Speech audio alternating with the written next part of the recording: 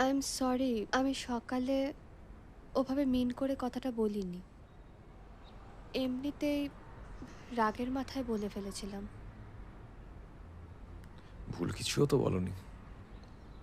যেটা সত্যি সেটাই বলেছ। সত্যিই তো। শুনেছিলাম টাকা না থাকলে সবথেকে কাছের লোকও কেমন অদ্ভুত বিহেভ করে।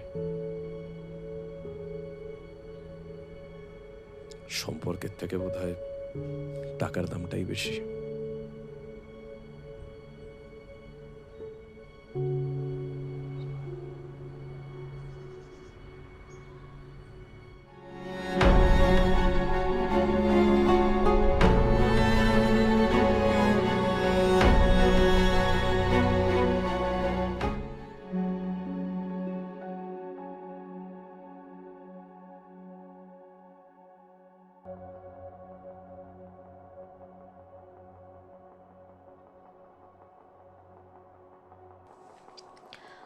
অপূর্ব, আমি তোমার শিল্পী সত্তাকে সম্মান করি। তোমার পথ চলা, তোমার সব কিছু হারিয়ে যাওয়ার মধ্যেও খুঁজে পাওয়া, সেটাকেও।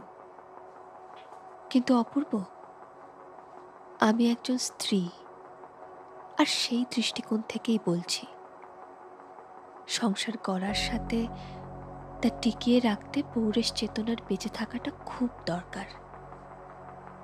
একটা নারী পৌরুষ চেতনায় নিজেকে সুরক্ষিত মনে করে।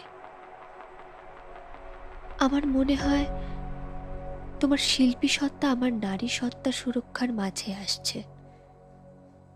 তাই আমার এই পথ বেছে নেওয়া। আমি কিছুদিন একটু একা থাকতে চাই। একান্তে একান্তে নিজেকে একটু সময় দিতে চাই।